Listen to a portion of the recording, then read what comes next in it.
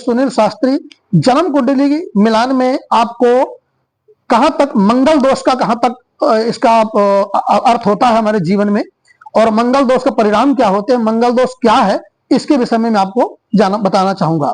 देखिए, जन्म कुंडली में प्रथम स्थान, चतुर्थ स्थान और सप्तम स्थान, अष्टम स्थान और द्वादश स्थान और 12वें स्थान में, इन जगहों में 6 स्थानों में जब मंगल होता है लड़का या लड़की के, तो उसको मंगल दोष कहा जाता है। बहुत से विद्वानों का मत है कि सूर्य मंगल, शुक्र मंगल, राहु मंगल, शनि मंगल, गुरु मंगल ये एक साथ बैठ जाते हैं तो मंगल दोष भंग हो जाता है, परंतु ये विवादास्पद है, ये क्लियर नहीं है। इसको मंगल दोष भंग नहीं कहा जा सकता है पूर्ण रूप से। कुछ लोग कहते हैं लो मंगल दोष, आंशिक, जिसको कहते हैं आंशिक मंगलिक, पूर्ण मंगलिक, इस तरह से अलग अलग मंगल होते हैं। पर देखिए, जो 6 प्रकार के मंगल है, बहुत से लोग कहते हैं कुंभ विवाह कर दिया जाए, तो कुंभ विवाह कर देने से मंगल दोष दूर हो जाता है। मैं आपको यह बताना चाहूंगा, देखिए, कुंभ विवाह से मंगल दोष तो आप दूर करना चाहते हैं, ये कहाँ उपाय इसका होता है बताना चाहूंगा। जो मंगल होते हैं 6 प्रकार के, उसमें से कुंभ विवाह की वहां पे आवश्यकता होती है। प्रथम स्थानीय जो मंगल होता है, प्रथम स्थानीय मंगल में क्या होता है कि दोनों पति पत्नी का तलाक होने का योग बनता है, अर्थात आप दोनों एक साथ नहीं रह पाएंगे। चतुर्थ स्थान में जो मंगल मंगलिक होता है, वो दोनों आपस में सारे जीवन कभी भी प्यार से नहीं रह सकते, हमेशा कलह कलेश ही रहेगा, सारे जीवन एक दूसरे के शत्रु बने रहेंगे, अलग भी नहीं होंगे और प्रेम भी नहीं रहेगा। सप्तम स्थानीय जो मंगल होता है उसमें संतान नहीं होती है। अष्टम स्थानीय जो मंगल होता है उसमें विधवा और विधुर योग देखा जाता है, मतलब अगर एक मंगलिक है दूसरा मंगलिक नहीं है तो उसमें एक की आयु कम हो जाएगी। और द्वादश स्थानीय जो मंगल होता है, सारे जीवन कंगाली छाई रहती है, जितना मर्जी आप प्रयास कर लीजिए धन वैभव एकत्रित नहीं हो पाएगा। तो इस तरह से 6 प्रकार के मंगल होते हैं।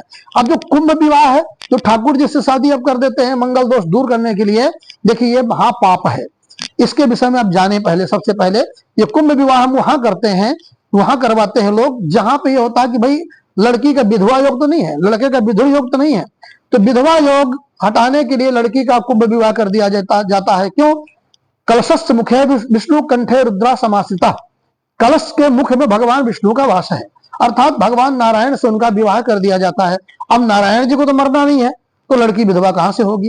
और उसके बाद किसी साधारण पुरुष से उसका विवाह कर दिया गया। पर याद रखें, आपने अपनी लड़की का विवाह एक नारायण से कर दिया, जगत पिता से कर दिया, तो वो जगत माता हो गई। अब साधारण जगत माता का विवाह पुत्र से कैसे करा सकते हैं? जगत जननी का विवाह आपको अपनी कन्या दान करने का अधिकार है, किसी की पत्नी दान करने का अधिकार नहीं है। आप नारायण को भगवान मानते हो, तो आपने अपनी कन्या का विवाह अगर नारायण को सौंप दिया तो नारायण ही हो गई। अब उसका विवाह अगर आप किसी व्यक्ति से करते हैं तो आप पाप के भागी हैं। इसलिए मंगल दोष शांति कराएं कुंभ विवाह की जगह, वो ज्यादा अच्छा रहेगा। और कुंभ विवाह की आवश्यकता वही लोग करते हैं जब विधवा विधुर योग हो, बाकी मंगलों की शांति प्रॉपर पूजा पाठ से हो जाती है। तो मंगल दोष शांत करके विवाह करना चाहिए। अगर लड़का लड़की दोनों मंगलिक हैं तो कुछ उपाय करने की आवश्यकता ही नहीं है, वो आपस में क्रॉस हो गया।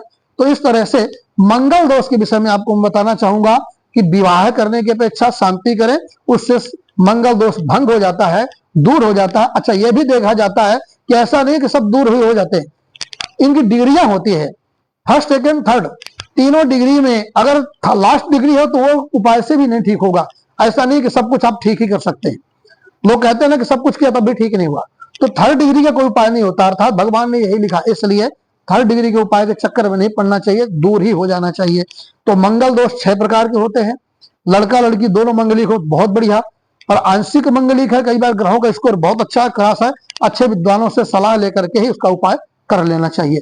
6 प्रकार के मंगल दोष होते हैं, और मंगल दोष दोनों पति पत्नी का अगर है तो कोई दिक्कत नहीं है, और अगर दोष नहीं है, दोष एक का है एक का नहीं है, तो अगर वो क्रॉस हो सकता तो उपाय से किया जा सकता है। कुछ उपाय से हो जाते हैं और कुछ उपाय से नहीं भी होते हैं। ये अच्छे ज्योतिषी से परामर्श करने के बाद ही आपको विवाह का निर्णय लेना चाहिए।